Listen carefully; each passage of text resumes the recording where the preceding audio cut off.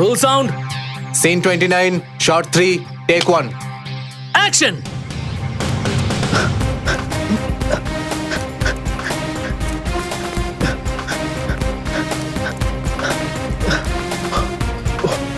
যদি এরা আমাকে ধরে ফেলে তাহলে এরা আমাকে আর জ্যান্ত ছাড়বে না। যেভাবেই হোক আমাকে পুলিশকে ফোন করে এই ড্রাগ ডিলারদের ব্যাপারে বলে দিতে হবে। কোথায় যাব? হ্যাঁ, ওই তো।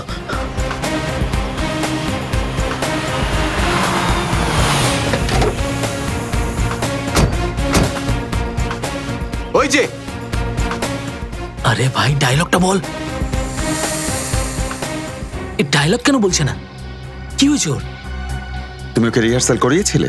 স্যার দুইবার ওকে রিহার্সাল করেছিলাম, কে জানে ও ডায়লগ বলছে না কেন? কি হয়েছে কে জানে? এই প্রম্পট করো, প্রম্পট করো। হ্যালো স্যার, আপনাকে 100 নাম্বার ডায়াল করে বলতে হবে। হ্যালো পুলিশ স্যার, আমি চেতন বলছি। স্যার আপনি কি করছেন স্যার? আপনি 100 ডায়াল করুন স্যার। আরে এরকম ভূতের মতো দাঁড়িয়ে আছে কেন? ও জানে না কোথায় ক্যামেরা রয়েছে? আর ও ডায়লগ বলছে না কেন? কাট ইট।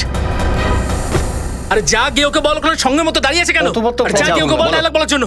আর আপনিও না কোথা থেকে লোকজন ধরে নিয়ে আসেন সুপারস্টারে। আরে এ তো ডায়লগই বলতে পারে না ঠিক মতো। আরে এখন তো চুপ করো প্লিজ।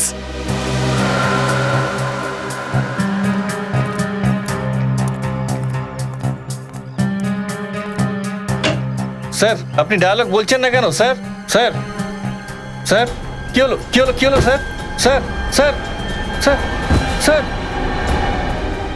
আরে কি হয়েছে না? কি হয়েছে? মনে হচ্ছে অজ্ঞান হয়ে গেছেন। আরে দেখো, আরে কি আরে হলো? কি হয়েছে কি ওর? আরে জ্ঞান ফেরাও ওর।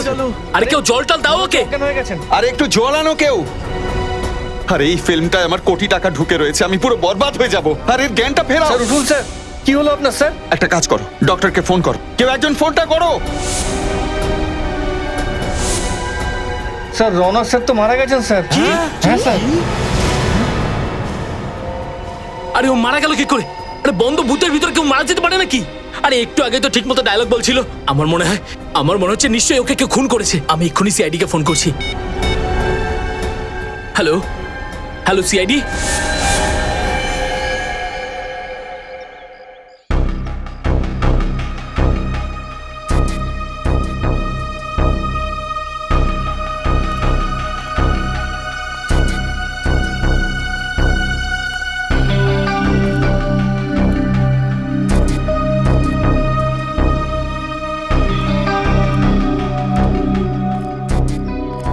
না কোনো আঘাতের চিহ্ন, না কোনো ক্ষত চিহ্ন আছে।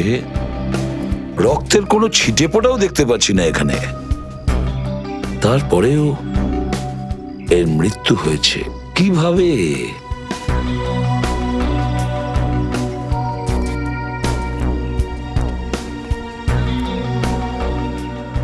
তোমার কথা অনুযায়ী এখানে একটা শুটিং চলছিল, মানে এখানে একটা সিন শুট হচ্ছিল।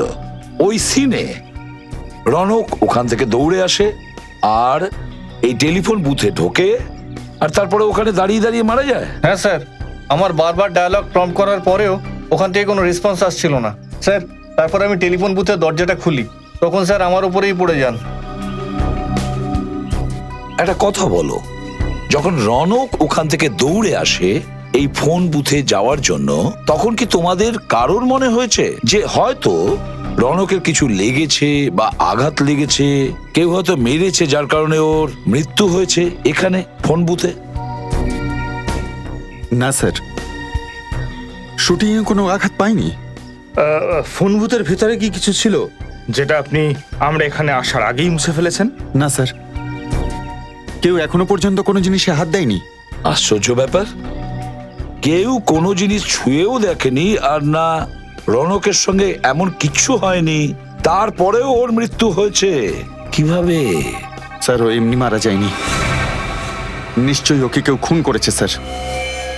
আচ্ছা, আপনি কে? স্যার আমি এই ফিল্মের প্রডিউসার। আচ্ছা, তাহলে এই ফিল্মের প্রডিউসার আপনি, আর আপনি ডিরেক্টর। আচ্ছা, তাহলে এই ফিল্মের প্রডিউসার এরকম কেন বলছেন যে রনকের মৃত্যু হয়নি, ওকে কেউ মেরেছে? স্যার আমি কিছু জানি না স্যার। স্যার আমি তো ওখানে বসে শুধু শটটা নিচ্ছিলাম। রনক ওদিক থেকে দৌড়াতে দৌড়াতে এলো আর দাঁড়ানো অবস্থাতেই মারা গেল। তুমি কিছু জানো না, এখানকার কোনো লোকই কিছু জানে না, অথচ রনকের মৃত্যু হয়েছে। স্যার আমরা শুনলাম নাকি মিস্টার রৌনকের মৃত্যু হয়েছে। আপনারা ভেতরে এলেন কি করে? স্যার আমরা শুনেছি এই ফিল্মের জন্য আপনি কোটি টাকা ফাইন্যান্স নিয়েছিলেন। যদি রৌনক বাবুর ফিল্ম রিলিজ না হয় তাহলে আপনি দেউলিয়া হয়ে যাবেন। এ কিরকম প্রশ্ন করছেন আপনারা? আপনারা ভেতরে ঢুকলেন কি করে? সিকিউরিটি, এদের ভেতরে ঢুকতে দিলে কেন? স্যার আপনি বলুন কিছু। আপনি বলুন। স্যার দেখুন, তদন্ত চলছে, যখনই আমরা যা কিছু পাবো আপনাদের জানিয়ে দেব। ততক্ষণ আমাদের কাজ আমাদের করতে দিন। Thank you very much. হ্যাঁ পঙ্কজ, কিছু পেলে? না স্যার, বুথের মধ্যে কোনো চিহ্ন বা প্রমাণই নেই। হ্যাঁ স্যার, সবকিছু ঠিকঠাকই আছে। লাশটাকে ফরেন্সিক ল্যাবে পাঠিয়ে দাও। স্যার আমার কথা বিশ্বাস করুন স্যার, ওকে খুন করা হয়েছে, ও এমনি মারা যায়নি। সেটা তো আমরা খবর নিয়েই নেব যে রনককে খুন করা হয়েছে কি না। আর যদি খুন হয়ে থাকে তাহলে এটাও আমরা খবর নিয়ে নেব যে রনককে কে খুন করেছে। বুঝেছেন আপনারা?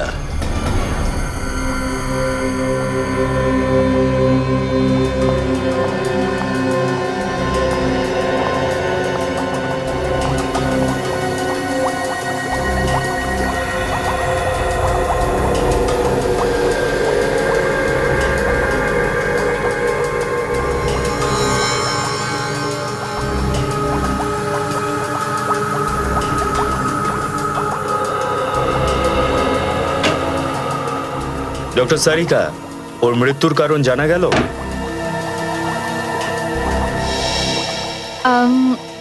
এর মৃত্যু হার্ট অ্যাটাকের জন্য হয়েছে কি?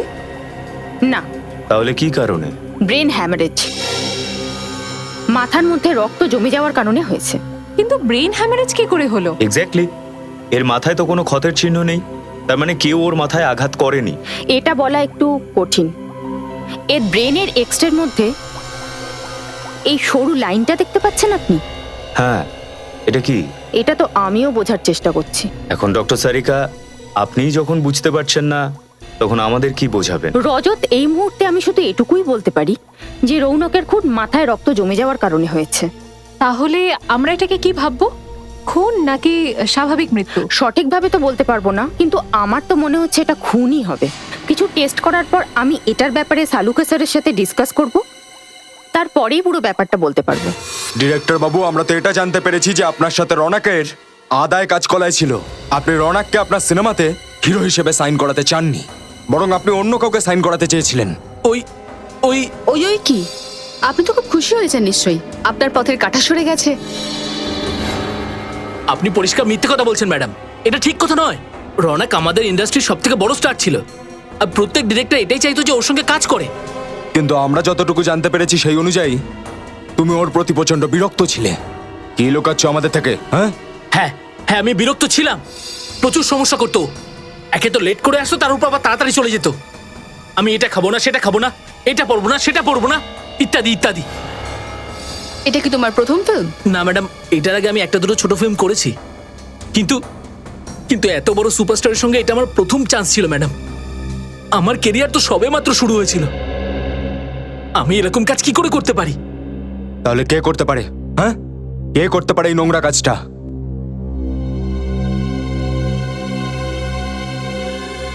সংকেত, কি পাগলের মতো বকছো তুমি? তোমার মাথা খারাপ হয়ে যায়নি তো? আমি পাগল হয়ে যাইনি স্যার। স্যার আপনি ওনাকে নিজেই জিজ্ঞাসা করুন না। সেদিন কোন একটা ব্যাপার নিয়ে উনি মেকআপ রুমে রনকের সঙ্গে ঝগড়া করছিলেন। কি এনারা রনকের ঝগড়া হয়েছিল? হ্যাঁ হ্যাঁ স্যার। তোমার মাথা পুরো খারাপ হয়ে যায়নি তো? যা মনে আসছে তাই বকে যাচ্ছ। দেখুন স্যার, আমার সাথে রৌনকের সম্পর্ক খুব ভালো ছিল। এমনকি আমার বাবা রৌনকের বাবার সাথে একসাথে কাজ করেছে। আমি নিজে রৌনককে এই পিকচারের জন্য সাইন করিয়েছি, কেননা আমি এটা জানতাম যে রৌনক যদি এই ফিল্মটা করে তাহলে আমার ফিল্ম সুপারহিট হয়ে যাবে। ও আমায় টাইম দিচ্ছিল না, আর সেদিন তো এটা কি রৌনক? ডেটস নেই মানে? টাইম নেই? তুমি এটা আমার সঙ্গে কি করে করছো? আমি বললাম না, ডেটস নেই মানে ডেটস নেই। প্লিজ আমার মাথা খারাপ করবেন না। মাথা তো আমার খারাপ হয়ে যাচ্ছে। রৌনক, তুমি এতটা আনপ্রফেশনাল কি করে হচ্ছ? মনে আছে তুমি এগ্রিমেন্ট সাইন করেছিলে কিন্তু আমার কাছে। দেখুন, আমি শুধু বড় বড় ফিল্মে অ্যাক্টিং করার জন্য টাকা নিই, আর টিভি রিয়েলিটি শোগুলোতে গিয়ে গিয়ে ফিল্মে প্রমোট করার মতো সময় আমার কাছে নেই, বুঝেছেন? তার মানে এটাই যে তুমি ভালো কথা শুনবে না। ও, তো আপনি আমাকে সুপারস্টার রনককে হুমকি দিচ্ছেন? হ্যাঁ, তুমি আমার কি করবে?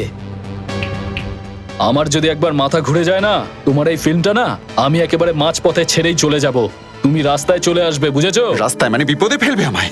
আমায়? হ্যাঁ। এক মুহূর্তে আমি তোমায় বরবাদ করে দিতে পারি রৌনক, এক মুহূর্তে। শুধু মিডিয়ার সামনে গিয়ে যদি তোমার আর সুপ্রিয়ার সম্পর্কের কথা আমি বলে দিই, তাহলে সেই মুহূর্তে তুমি বরবাদ হয়ে যাবে রৌনক। রাস্তায় ছিটকে আমি পড়বো না, পড়বে তুমি। তুমি সুপ্রিয়া? সুপ্রিয়ার ব্যাপারে তুমি কি জানো? সবকিছু আমি জানি রৌনক, তোমার আর সুপ্রিয়ার ব্যাপারটা পুরোটাই জানি আমি। ব্যাস মিডিয়ার সামনে গিয়ে মুখটা খোলার অপেক্ষায়। সংকেত বাবু, নিজেদের মধ্যে ঝামেলাতে আবার আপনি সুপ্রিয়াকে আবার কেন টানছেন বলুন তো প্লিজ? আপনি মিডিয়াকে কিচ্ছু বলবেন না, আপনি যা বলবেন আমি তাই করব। আপনার ফিল্মকে প্রমোট করব, কুমার বাবুর সাইনিং অ্যামাউন্টও ফিরিয়ে দেব। বাট প্লিজ এই রহস্যকে রহস্যই থাকতে দিন, প্লিজ স্যার। আর এই ব্ল্যাকমেলের জন্য রনক ভয় পেয়ে গেল। হ্যাঁ, ওর তো ঘাম ছুটে গিয়েছিল। ও আমার চাওয়া ডেটসগুলো সব দিতে রাজি ছিল, পুরো কোঅপারেট করার জন্য প্রস্তুত ছিল ও। এবার আপনি বলুন স্যার, আমি আমার হিরোকে কেন খুন করব? এই সুপ্রিয়া দেবীটাকে, যার নাম শুনতেই রনক এরকম ভয় পেয়ে গেছিল, এদের দুজনের মধ্যে কি সম্পর্ক রয়েছে? স্যার, সম্পর্ক কি ছিল সেটা তো আমি জানি না। একদিন রৌনক আমার সঙ্গে অফিসে বসেছিল, ফিল্মের ডায়ালগস নিয়ে কথা হচ্ছিল। তখন হঠাৎই ওই মহিলা জোর করে আমার অফিসে ঢুকে পড়ে। ও রৌনকের সঙ্গে দেখা করতে চায়। ও তখন খুব রেগে ছিল, চিৎকার করছিল। অফিসের সবাই মজা দেখছিল সেদিন। তারপর ওকে দেখেই রৌনক ঘামতে শুরু করে দিল। ও কিছু বলতেই পারছিল না ওকে। তারপর রৌনক আলাদাভাবে কথা বলার জন্যে ওই মেয়েটাকে নিয়ে রৌনক পাশের ঘরে চলে গেল। তার মানে আপনি ওদের দুজনের কথা শুনতে পাননি? আগে না, কিন্তু এটা বুঝতে পেরেছিলাম যে রৌনক কিছু একটা গোপন রহস্য লুকোচ্ছে। সেই জন্য আমি ওকে মিথ্যে করেই বলেছিলাম যে আমি দরজার বাইরে থেকে ওদের সমস্ত কথা শুনতে পেয়েছি, আর পুরো ব্যাপারটা আমার কাছে পরিষ্কার হয়ে গেছে। ও, তাহলে এই ব্যাপার। আপনার কাছে নিশ্চয়ই ওই সুপ্রিয়া দেবীর অ্যাড্রেস আছে? হ্যাঁ, আছে।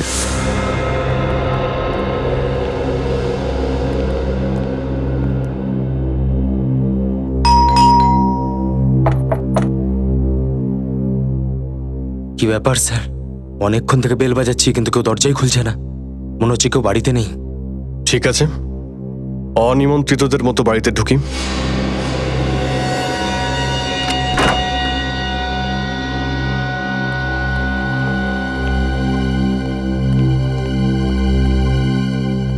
খুব ভালো করে চেক করে দেখা যাক, দেখো কিছু পাও কিনা। স্যার,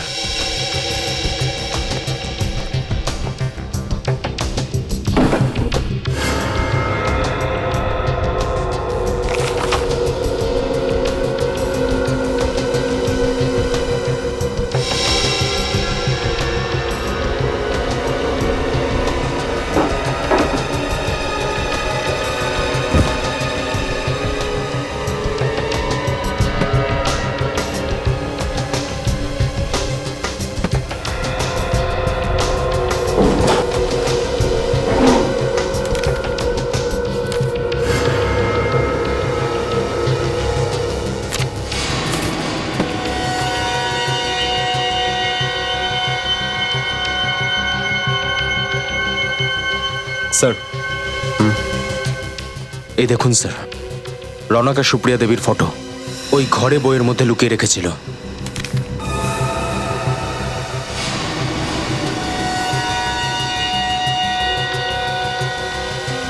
স্যার, স্যার এই দেখুন।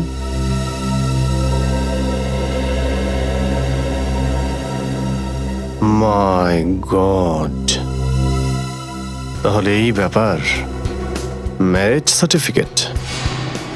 স্যার, রনক আর সুপ্রিয়া দেবী বিবাহিত ছিলেন। আর যদি সুপ্রিয়া রনকের বউ হয়ে থাকে, তাহলে এই ব্যাপারটা এতদিন ধরে অন্যান্যদের কাছ থেকে লুকিয়ে কেন রেখেছিল? মিস্টার রনক তো আর বেঁচে নেই, এখন এই ব্যাপারটা ওনার স্ত্রী সুপ্রিয়া দেবী বলতে পারবেন।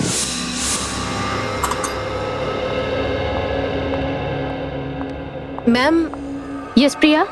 কানের স্ক্যানটা আমি চেক করলাম, কিন্তু আমি কোথাও গান পাউডার পেলাম না ম্যাডাম। ওকে,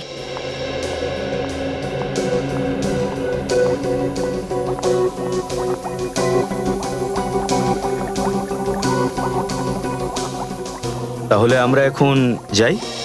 না মানে এখানে থেকে কোনো লাভ আমি তো দেখতে পাচ্ছি না। লাভ আছে রজত। কি? অপেক্ষার অবসান হলো তোমাদের। রৌনকের মৃত্যু গুলি লাগার কারণে হয়েছে। গুলি করে? ডক্টর সারিকা, প্রথমে আপনি বললেন যে মৃত্যুটা রক্ত জমাট বাঁধার কারণে হয়েছিল, আর এখন বলছেন গুলিতে। আমি টেস্ট করেছি, ওর মৃত্যু গুলি লাগার কারণেই হয়েছে। কিন্তু ওর শরীরে তো কোথাও গুলি লাগার চিহ্ন নেই। আর নাই বা রক্তপাত হয়েছে, তাহলে গুলি লেগে কি করে মৃত্যু হলো? কারণ এটা একটা আশ্চর্য ধরনের গুলি, একদম সূচের মতো সরু। রৌনকের মাথায় একদিক দিয়ে ঢুকেছে, আরেক দিক দিয়ে বাইরে বেরিয়ে গেছে। তাহলে আপনি এটাও বলে দিন গুলি চালানো হলো কোথা থেকে। এটা খুঁজে বার করা তো আপনাদের কাজ। মনে হয় ফোন বুথের বাইরে থেকে করা হয়েছে। ফোন বুথের কাঁচ একদম ঠিকঠাক আছে। স্যার, হতে পারে কাঁচে ফুটোটা এতটাই ছোট ছিল যে আমরা দেখতেই পাইনি। হতে পারে শ্রেয়া, একটা কাজ করা যায়, ফোন বুথের কাঁচ এক্সপার্টকে দিয়ে চেক করানো হোক, জানা যাবে যে গুলিটা বাইরে থেকে চালানো হয়েছিল না ভেতর থেকে। ফোন বুথের গ্লাস থেকে কিছু জানতে পেরেছো তুমি? না স্যার, এখনো পর্যন্ত 3টে কাঁচ পরীক্ষা করে দেখেছি, এটা 4র্থ নম্বর। এটার মধ্যে একটা জেল আছে, এটা আমরা কাঁচের উপর ঢেলে দিলাম।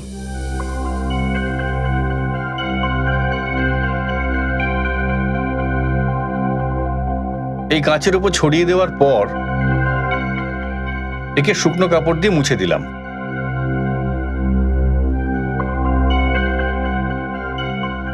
যদি কাঁচে কোথাও কোনো ক্র্যাক বা ফুটো থাকে, তাহলে এই জেল ওই কাঁচটার মধ্যে ঢুকে আটকে যাবে, আর আমরা জানতে পারবো যে এই কাঁচের মধ্যে সেই ফুটোটা কোথায় রয়েছে।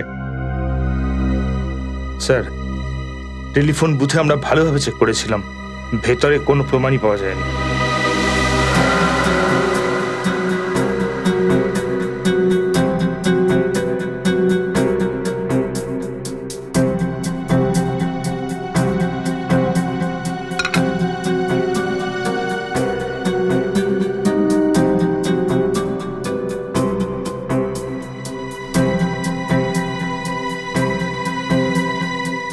না স্যার, কাঁচে না তো কোনো ক্র্যাক আছে আর না কোনো ফুটো।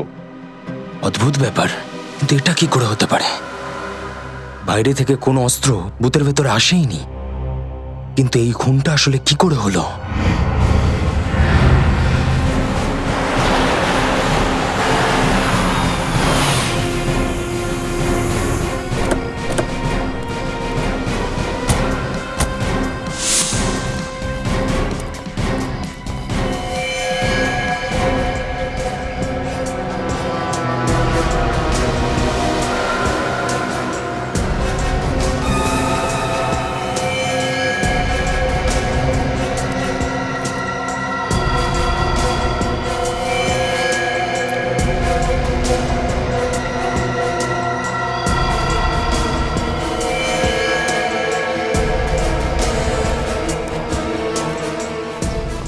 চেকপোস্টে 3জন অফিসারকে মেরে দিয়েছে। এই কাজ তো একা সুপ্রিয়ার হতে পারে না। মনে হয় সুপ্রিয়ার সাথে কেউ একজন ছিল যে ওকে সাহায্য করছে। কোনো সিসিটিভি ক্যামেরা দেখতে পাচ্ছি না। চেকপোস্টে সিসিটিভি ক্যামেরা তো থাকা উচিত। স্যার, ওই যে ওখানে সিসিটিভি ক্যামেরা, কিন্তু এটা দেখছি ভাঙা, তারটাও ঝুলছে।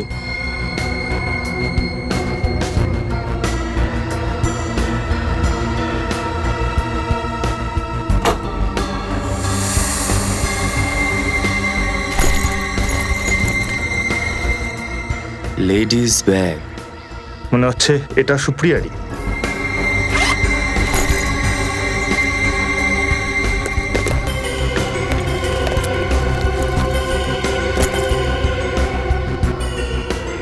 সুপ্রিয়ারই। ওর লাইসেন্স, ওর ক্রেডিট কার্ডস। এটাও হতে পারে স্যার যে এই তিনজন অফিসার সুপ্রিয়াকে বাসে দেখে ফেলেছে, তাকে বাস থেকে নামিয়ে আমাদের আসা অবধি ওকে এখানেই বসিয়ে রেখেছিল। হতে পারে, কিন্তু একটা কথা আমার মাথায় ঢুকছে না, যদি সুপ্রিয়া তার বন্ধুদের সাথে এই তিনজন অফিসারকে খুন করে পালিয়ে যায়, কিন্তু তাহলে এই পার্সটা সে এখানে ফেলে রেখে গেল কেন? এই প্রশ্নটারই তো উত্তর খুঁজতে হবে ফ্রেডি।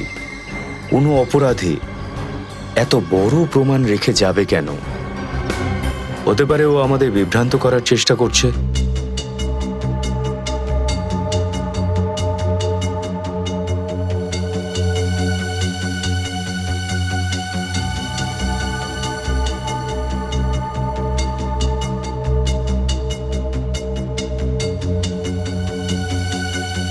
ডক্টর সারিকা, ওই সূঁচের মতো গুলি রনকের এক কান দিয়ে ঢুকে আরেক কান দিয়ে বেরোয়, আর বেরিয়েছে খুব তাড়াতাড়ি।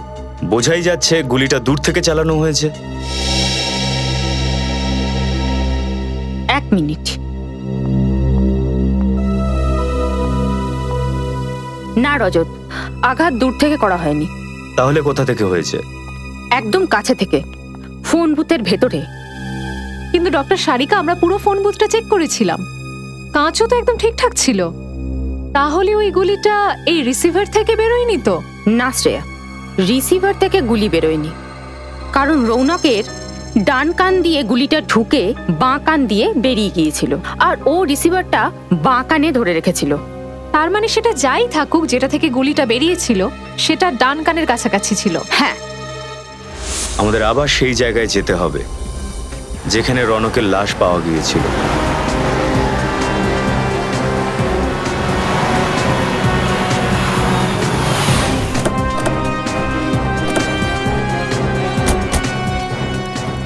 স্যার, আমরা গোটা এরিয়াটাকে সিল করে ফেলেছি। Very good. এবার দেখতে হবে, আমাদের নজর যখন এড়িয়ে গেছে তখন আমাদেরই দেখতে হবে। স্যার, শুটিং এর জন্য যে ফোন বুথটা রাখা হয়েছিল সেটা এখানেই ছিল। হ্যাঁ, ফোন বুথটা এদিকে ছিল। আর ওই ফিল্মের অ্যাসিস্ট্যান্ট ডাইরেক্টর এটা বলেছিল যে রনক ওখান থেকে দৌড়ে আসছিল আর এই ফোন বুথে এসে দাঁড়িয়ে পড়ে আর ফোনটা তোলে। যখন অ্যাসিস্ট্যান্ট ডাইরেক্টর এখানে আসে আর এখানে এসেও ফোন বুথের দরজা খোলে, আর তখন রনক নিজের পিঠের দিক থেকে এইভাবে এখানে পড়ে যায়। স্যার, এই মিস্টার রনক একজন সুপারস্টার ছিলেন, কিন্তু অ্যাক্টিং ভালো করেন না। পঙ্কজ, আমরা রনকের অ্যাক্টিং এর ব্যাপারে ডিসকাস করতে এখানে আসিনি। না স্যার, আমি বলতে চাইছিলাম উনি কখনো কোনো সময় ডায়লগ মনেই রাখতে পারেন না, সেই কারণে তো উনি ইয়ারফোন পরতেন ডায়লগ প্রম্পট শোনার জন্য। কি বললে তুমি? ইয়ারফোন? হ্যাঁ স্যার। ইয়ারফোন? ছোট ইয়ারফোন আর মাইক্রোফোন, কর্ডলেস? সেটা তো আমরা লাশের উপর থেকে পাইনি। তাহলে মাইক্রোফোনটা গেল কোথায়? ওই মাইক্রোফোনটা খোঁজো, খোঁজো, এই আশেপাশে কোথাও থাকবে।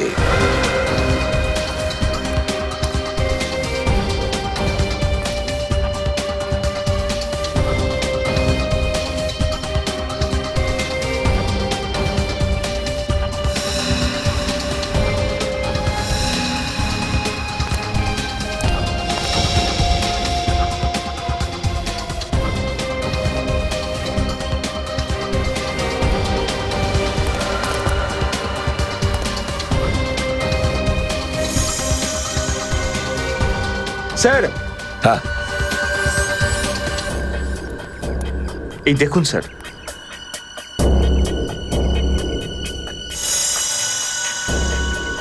ফ্রেডরিক, এটাই তো সেই মাইক্রোফোন, এটাই।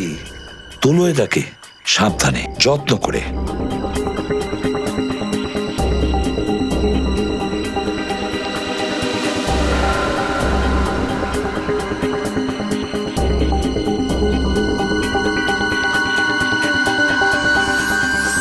তাহলে এটাই সেই মাইক্রোফোন।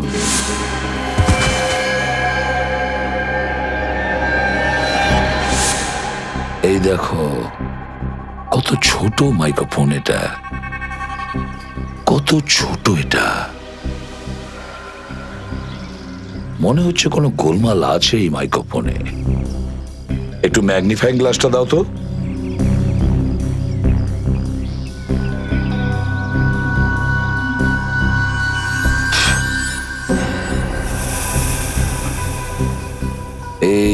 দেখো, মাইক্রোফোনের নেটটা ছেঁড়া আছে, ফুটো আছে এর ভেতরে। নেটটার নিচ থেকে ওপর পর্যন্ত ফাটা আছে, নিচ থেকে বাইরের দিকে।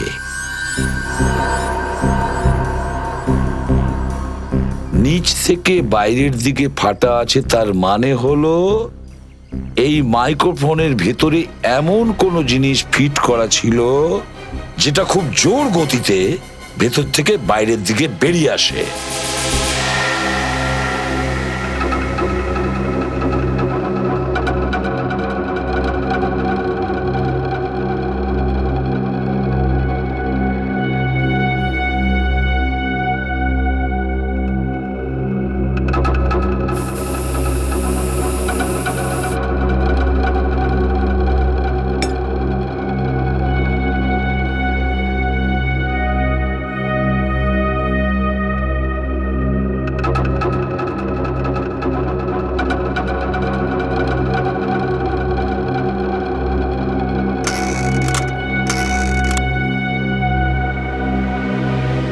ডক্টর সারিকা, এরম ভাবেই ডেকে পাঠাবেন শুধু, না কিছু বলবেন? আমি তো পুরো চেষ্টা করছি যে আপনারা খুব তাড়াতাড়ি খুনির কাছে পৌঁছে যান। আসলে এসিপি স্যার বেশ রেগে আছেন। কেন?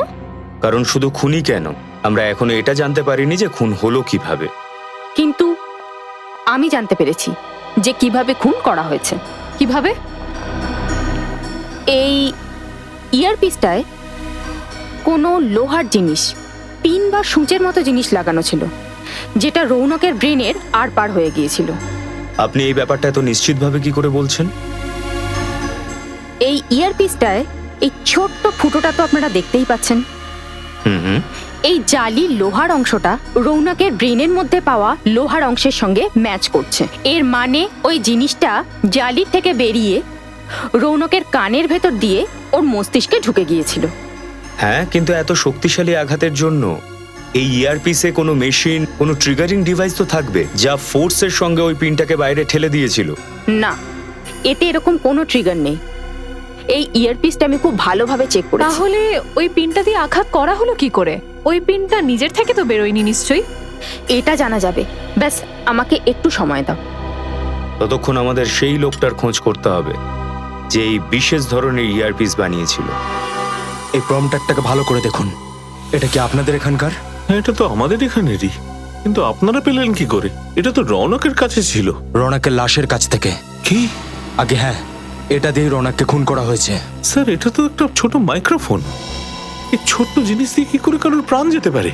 প্রাণ যেতে পারে নয়, অলরেডি চলে গেছে। এটা দেখতে পাচ্ছেন আপনি? এই প্রম্পটারের এই স্পিকারে যে জাল রয়েছে, এর মধ্যে কেউ একজন পিন ঢুকিয়েছে। এই পিনটাকে আপনি ঢুকিয়েছিলেন? আগে হ্যাঁ স্যার, এই পিন আমি ঢুকিয়েছিলাম। কিন্তু কেন করেছিলেন এটা? স্যার, রৌনক বাবুর অফিস থেকে ওনার সেক্রেটারি ফোন করেছিল। ওনার সেক্রেটারি? কোনো মহিলা? হ্যাঁ, একজন মহিলা। আর উনি বলেছিলেন এই পিনটা প্রম্পটারের স্পিকারে ঢোকাতে। উনি বললেন আর আপনি শুনে নিলেন? হ্যাঁ হ্যাঁ, কিন্তু তখন আমার কোনো আশ্চর্য লাগেনি, কারণ উনি বলেছিলেন রৌনক বাবু একটা অ্যাকশন সিকোয়েন্স শুট করবেন, তাতে খুব লাফাতে ঝাঁপাতে হবে। সেই কারণে উনি পিনটা চেয়েছিলেন, কারণ ওটার জন্য প্রম্পটারের স্পিকারটা কোনোভাবে নড়বে না। কিন্তু স্যার, রৌনকের তো কোনো সেক্রেটারি ছিল না। হ্যাঁ শ্রেয়া, এই খুনিটা এই খুন অনেক ভেবে চিন্তে করেছে। আমার তো মনে হচ্ছে সুপ্রিয়ারও হাত রয়েছে এর মধ্যে। হ্যাঁ স্যার, আমারও তাই মনে হচ্ছে।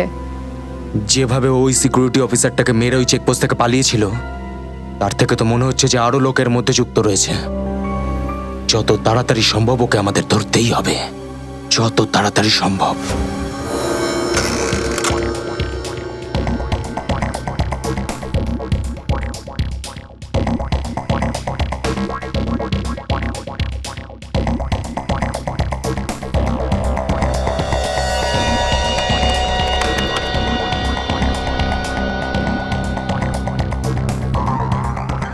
ডক্টর সারিকা, ওই ইয়ারপিসে কোনো যন্ত্র ছিল কিনা জানতে পেরেছেন?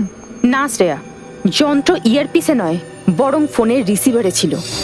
ফোনের রিসিভারে? কিন্তু আপনি তো বলেছিলেন যে সূঁচটা ডান কান দিয়ে ঢুকে বাঁ কান দিয়ে বেরিয়েছিল, আর রৌনক ফোনের রিসিভারটা বাঁ কানে ধরেছিল। তাহলে মেশিনটা ফোনের রিসিভারে কি করে এলো? আসলে সূঁচটা ইয়ারপিসের ভেতর থেকে ছোঁড়া হয়নি, বরং ফোনের রিসিভার থেকে টানা হয়েছিল। কি বলছেন কি মানে? আসুন আমি দেখাচ্ছি।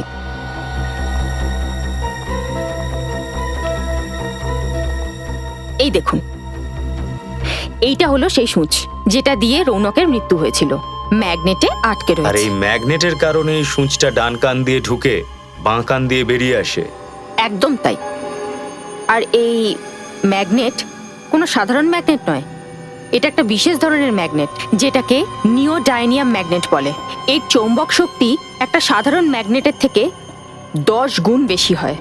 আর এছাড়া এই ম্যাগনেটে এই ব্যাটারিটাও লাগানো হয়েছিল আলাদাভাবে, যার কারণে এই শক্তিশালী ম্যাগনেট আরো পাওয়ারফুল হয়ে গিয়েছিল। আর পাওয়ার বেড়ে যাওয়ার কারণে এই সূঁচটা খুব সহজেই ম্যাগনেটের দিকে আকর্ষিত হয়। হ্যাঁ, আর ফোনের ভেতরে এই ম্যাগনেটে গিয়ে আটকে গিয়েছিল, যে কারণে আমরা দেখতেও পাইনি। স্যার, এত ভয়ঙ্কর প্ল্যানিং, এই কাজটা কোনো ইঞ্জিনিয়ারই করতে পারে। ঠিক বলেছো তুমি শ্রেয়া, ইঞ্জিনিয়ার। সুপ্রিয়া তো ইঞ্জিনিয়ারই না? ও একটা গাড়ি বানানোর ফ্যাক্টরিতে কাজ করে। হ্যাঁ স্যার, আমার মনে হয় স্যার আমাদের সুপ্রিয়ার সঙ্গে কথা বলা উচিত। হ্যাঁ শ্রেয়া, সুপ্রিয়ার সঙ্গেও আর সেই লোকটার সঙ্গেও যে এই বিশেষ ধরনের ম্যাগনেট বিক্রি করে। স্যার, 2 দিন ধরে আমার মেয়ে নিখোঁজ, ওকে ফোনেও পাচ্ছি না। যেখানে থাকে ওখানে খবর নিয়েও কিচ্ছু জানা গেল না। আমরা এই ব্যাপারে আপনার সঙ্গে কথা বলতে এসেছি। আমাদের সন্দেহ যে সুপ্রিয়া দেবী রনকবাবুকে খুন করেছেন। কি? না না, এ হতে পারে না স্যার, এ অসম্ভব। কেন কেন হতে পারে না? কেননা সুপ্রিয়া তো রৌনকের স্ত্রী, এই কথাটা আমরা জানি। দেখুন, আরো অনেকে রয়েছে সুপ্রিয়া দেবীর সঙ্গে যারা ওকে সাহায্য করছে। সুপ্রিয়া চেকপোস্টে ধরা পড়েছিল, সেখানে 3 জন পুলিশকে মেরে ওরা পালিয়ে যায়। না না স্যার, এ হতে পারে না। আপনি আমার মেয়েকে মিথ্যে দোষারোপ করছেন। ও কাউকে খুন করতেই পারে না। আর রৌনককে তো অসম্ভব। ওরা দুজনকে এত ভালোবাসতো, কলেজে ওরা একসাথে পড়তো স্যার। আর পড়াশোনা শেষ করে ওরা দুজন বিয়ে করলো। আচ্ছা, এরকম যদি ব্যাপার থাকে তাহলে রনকবাবু এই বিয়ের ব্যাপারটা সবার কাছ থেকে কেন লুকিয়েছিলেন? উনি কেন বলেননি যে সুপ্রিয়া দেবী ওনার স্ত্রী? কেননা স্যার, ও মনে করতো যে একজন বিবাহিত পুরুষ কখনো সুপারস্টার হতে পারবে না। তাই ওর আর সুপ্রিয়ার বিয়েটা ও সবার কাছে লুকিয়ে রেখেছিল। সুপ্রিয়ারও এ নিয়ে কোনো অভিযোগ ছিল না। আর 2 বছর আগে 2 বছর আগে কি হয়েছিল? ও রনক ড্রাগ নেওয়া শুরু করলো, আর এটা ওর রোজকার অভ্যেসে দাঁড়িয়ে গিয়েছিল। কি? ড্রাগস নেওয়ার অভ্যেস? হ্যাঁ স্যার, ও যবে থেকে ড্রাগ নেওয়া আরম্ভ করে ও তবে থেকেই সুপ্রিয়াকে মারধর করা আরম্ভ করলো। আর তারপর সুপ্রিয়া এই নির্যাতন সহ্য করতে না পেরে তারপর ও রনকের সঙ্গে থাকলো না, আর আমার সঙ্গে থাকতে শুরু করে। তারপরে 2 মাস আগে রনক একদিন হঠাৎ আমার বাড়িতে এসে হাজির হলো। ও তখন অনেক ভালো একজন মানুষ। আর রনক সুপ্রিয়াকে কথা দিল যে আমি আর কোনোদিন ড্রাগ নেব না। তো স্যার, ওদের দুজনকে তো খুব সুখী লাগছিল, ওরা আনন্দেই ছিল। ঠিক আছে, আমরা এখন চলে যাচ্ছি, আর দরকার পড়লে আপনার সঙ্গে আবার দেখা করতে আসবো। ঠিক আছে স্যার, মনে হচ্ছে যে সুপ্রিয়ার মা ঠিকই বলছেন। হ্যাঁ, হতে পারে, কিন্তু যদি সুপ্রিয়া খুন না করে থাকে তাহলে ও পালাচ্ছে কেন? হ্যাঁ হ্যাঁ স্যার, কমপক্ষে 50 পিসের মতো অর্ডার দিতে হবে। হ্যাঁ না স্যার, ডেলিভারি তো স্যার, ব্যাপারটা কি আসলে ডেলিভারির জন্য আপনার কোনো লোককে পাঠাতে হবে। ঠিক আছে ঠিক আছে, আমি আপনার অর্ডার লিখে নিচ্ছি, don't worry. Thank you. Excuse me. হ্যাঁ বলুন। আমরা সিআইডি অফিসার। আগে হ্যাঁ বলুন। এই ম্যাগনেটটাকে ভালো করে দেখুন, এটা কি এখান থেকে সাপ্লাই করা হয়েছে? আগে হ্যাঁ স্যার, একদম। স্যার, এটা খুব ভালো কোয়ালিটির একটা ম্যাগনেট, আর এটা খুব সহজে পাওয়া যায় না। আচ্ছা, এমন কি আছে এতে? স্যার, আসলে এই ম্যাগনেটটা খুবই পাওয়ারফুল, আর্থ ম্যাগনেট। কিন্তু এই ম্যাগনেটের ব্যাপারে সিআইডি কেন জিজ্ঞাসাবাদ করছে? এই ম্যাগনেটটা দিয়ে কাউকে খুন করা হয়েছে। কি খুন এই ম্যাগনেট দিয়ে? স্যার তা কি করে সম্ভব? দেখুন, এটা তো পসিবল, কিন্তু এখন আপনি এটা বলুন যে এই ম্যাগনেটটা আপনি কাকে সাপ্লাই করেছিলেন? স্যার 2 দিন আগে একটা লোকের ফোন এসেছিল, ও এই ধরনের ম্যাগনেটই চাইছিল। স্যার প্রথমে তো আমি ওকে মানা করে দিই, কেন? কারণ ও একটাই ম্যাগনেট কিনতে চাইছিল আর আমি তো হোলসেলার স্যার। তারপর? তারপর কি ম্যাডাম, মনে হয় ওর ছোট সাইজের ম্যাগনেটেরই খুব দরকার পড়েছিল। ও ও 50 পিস অর্ডার দেওয়ার জন্য রেডি হয়ে গেছিল। তারপর আর আমার আপত্তি কিসের, আমিও রাজি হই। কিন্তু আপনি কি করে জানলেন যে ওর একটাই চুম্বক দরকার ছিল? ম্যাম, যখন ও ডেলিভারির জন্য আসে তখন আমি ওকে যখন বক্স দিই তখন ও বক্স থেকে একটাই ম্যাগনেট বার করে আর আমাকে বলে বাকি ম্যাগনেটগুলো আমি যেন রেখে দিই, তাও একেবারে ফ্রিতে। এই চুম্বকগুলো কি আমরা দেখতে পারি? না স্যার, আসলে ব্যাপারটা কি, জায়গা তো খুব কম, আমি স্টক খুব বেশি রাখি না। ঠিক আছে, ওনার নাম আর অ্যাড্রেসটা দাও। স্যার নাম তো জানি না। ওর মুখটা তো দেখেছিলে তুমি, স্কেচ করে দিতে পারবে? না স্যার, ওর মুখটা আমার ঠিক মনে পড়ছে না। তোমাকে ফোন করেছিল তাই তো? ফোন নাম্বারটা তো আছে তোমার কাছে, নাকি সেটাও নেই? স্যার ও আসলে ল্যান্ডলাইনে ফোন করেছিল। আচ্ছা, কটার সময় ফোন করেছিল? সন্ধে 6টা থেকে 7টার মধ্যে। 6টা থেকে 7টার মধ্যে? আগে হ্যাঁ। শ্রেয়া, 6টা থেকে 7টার মধ্যে যত ফোন এসছে তার লিস্টটা বের করো।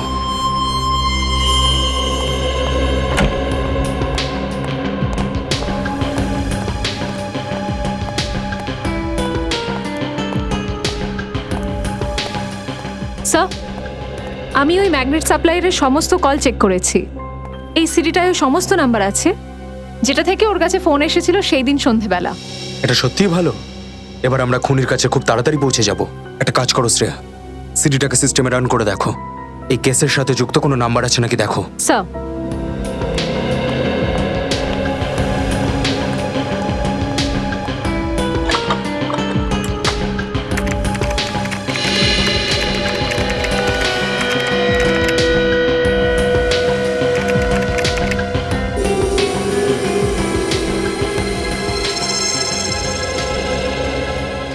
ও নো।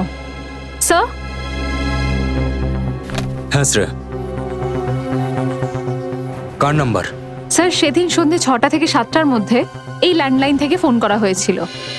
আর এই নাম্বারটা সেই অটোমোবাইল কোম্পানির নামে রেজিস্টার্ড যেখানে সুপ্রিয়া কাজ করে। এটা আবার কি চক্কর? কিন্তু সুপ্রিয়ার মা তো পুরো জোর দিয়ে বলছে যে সুপ্রিয়া নিরপরাধ। হ্যাঁ স্যার, আর রনকের মৃত্যুতে সুপ্রিয়ার কোনো লাভ হওয়ার কথা ছিল না। ইনফ্যাক্ট 2 মাস আগে দুজনের মধ্যে সমস্যার সমাধানও হয়েছিল। শ্রেয়া, এটাও তো হতে পারে যে রনকের প্রপার্টির জন্য সুপ্রিয়া ওকে খুন করে দিয়েছে। কিন্তু স্যার, রনক নিজের প্রপার্টি, নিজের ইনভেস্টমেন্ট সবকিছু সুপ্রিয়ার নামে করে দিয়েছিল। সেই সমস্ত ডকুমেন্টস আমি সুপ্রিয়ার ঘর থেকেই পেয়েছি। অদ্ভুত ব্যাপার। যদি সুপ্রিয়া আগে থেকেই জানতো যে রনক পুরো প্রপার্টিটা ওর নামে করে দিয়েছে, তাহলে ও রনককে কেন মারবে? স্যার, এটাই তো বুঝতে পারছি না। একটা কাজ করা যাক শ্রেয়া, এই সুপ্রিয়ার অফিসে যাওয়া যাক, কারণ ওই ফোনটা সুপ্রিয়ার অফিসের ল্যান্ডলাইন থেকে এসেছিল। ওখানে গিয়ে জানতে পারবো। তার মানে ব্যাপারটা অন্য কিছু। এক্সকিউজ মি, এখানকার ইনচার্জকে? আগে আমি এখানকার সুপারভাইজার পরেশ। কি ব্যাপার স্যার? দেখুন, আমরা সিআইডি অফিসার একটা মার্ডারের তদন্ত করছি। আমাদের সন্দেহ আপনার এক কর্মচারী সুপ্রিয়া খুন করেছে। সুপ্রিয়া আর খুন? আমি এটা বিশ্বাস করতে পারছি না স্যার। দেখুন, আপনি বিশ্বাস করুন বা না করুন, কিন্তু সুপ্রিয়া নিজের স্বামীকে খুন করেছে।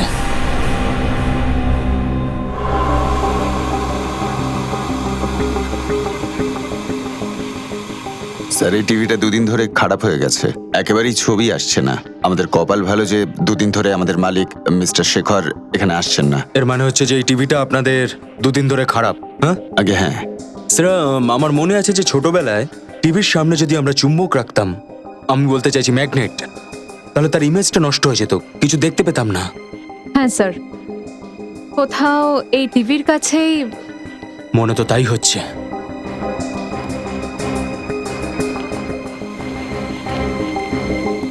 এটা আপনি কি করছেন স্যার?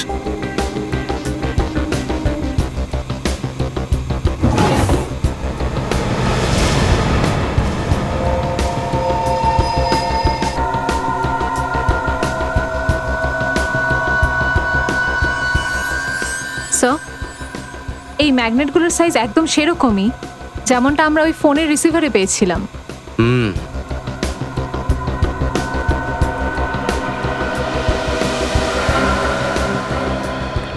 এই ম্যাগনেটটা এখানে কোত্থেকে এলো? স্যার স্যার আমি তো জানি না এগুলো কোত্থেকে এসছে। আমি জিজ্ঞেস করছি এই ম্যাগনেটটা এখানে কোথা থেকে এসছে? নিশ্চয়ই এখানে কেউ না কেউ এসেছিল। স্যার 2 দিন আগে মিস্টার শেখর এসেছিলেন এখানে এই ম্যাগনেটসগুলো নিয়ে। ও, তাহলে মিস্টার শেখর এখানে এসেছিল, তাও 2 দিন আগে, আর তাও রাত্রে বেলায়। আর এই ম্যাগনেটগুলো এখানে রেখে চলে গেছে। তার মানে যে খুনিকে আমরা খুঁজছি সেটা আর কেউ নয়, বরং সেটা শেখরই। এই গান নিচে করো। কি করলে এর সঙ্গে? মেরে ফেলোনি তো? বেঁচে আছে স্যার। বেঁচে গেলে তোমরা দুজন, না হলে আজকের দিনটা তোমাদের জন্য শেষ দিন হতো। এতে আমাদের ভুল কোথায় স্যার? ভুল কোথায় মানে? কত ঘন্টা হয়ে গেল, এখনো জ্ঞান ফিরলো না কেন? পুরো বোতলের ক্লোরোফর্মটাই ঢেলে দিয়েছো নাকি?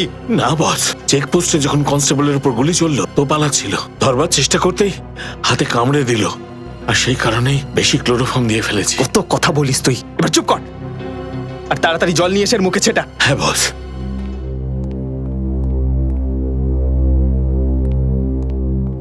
আস্তে আস্তে, ভালোবেসে।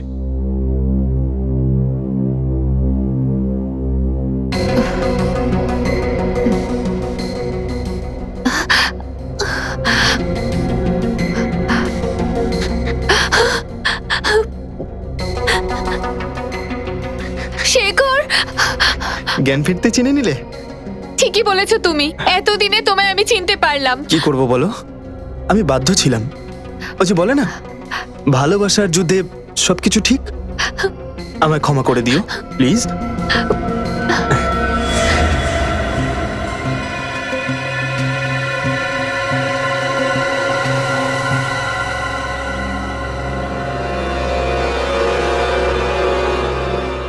তুমি এভাবে ঠকালে শেখর। আমি তোমায় ঠকাইনি সুপ্রিয়া, আমি তোমায় কোনো রকম ভাবে ঠকাইনি।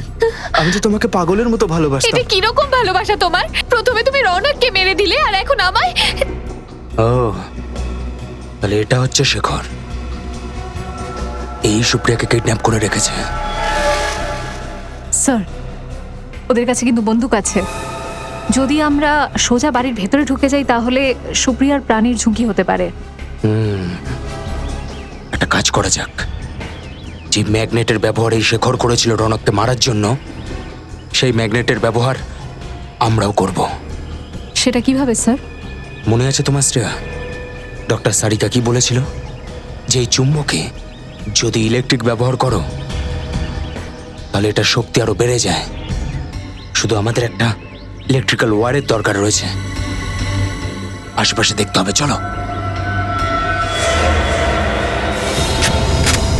এই কি হচ্ছে? আপনারা কারা?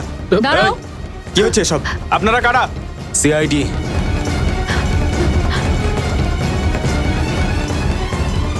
সিআইডি? হ্যাঁ, CID mister Shekhar. Mister Shekhar, যেভাবে ম্যাগনেট দিয়ে তুমি রৌনককে মেরেছিলে না, সেইভাবেই ম্যাগনেট দিয়ে তোমাকে আমরা কবজা করেছি। এই এই এই এই এই এই ভুল করেও পালানোর চেষ্টা করবে না। সিআইডির হাত থেকে কেউ পালাতে পারে না।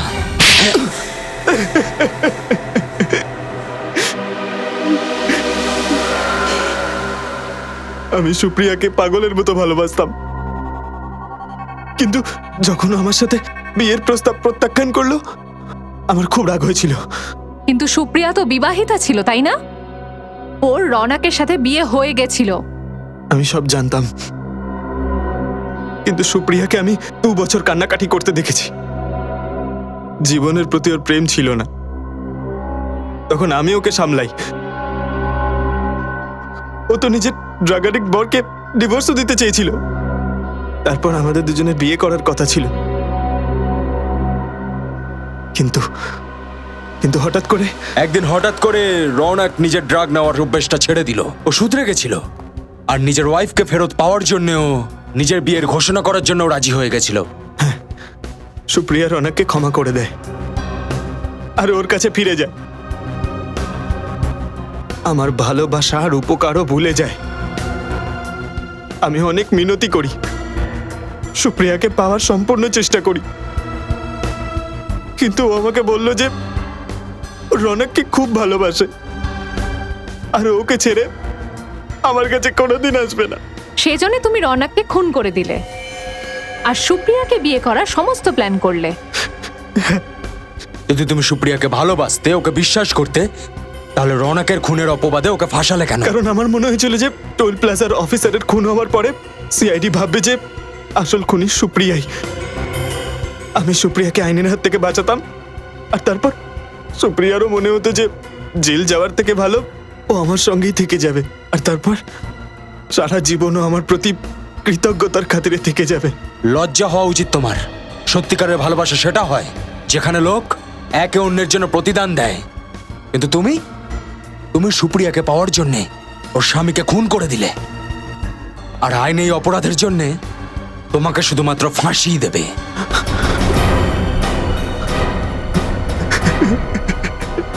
Ha ha ha.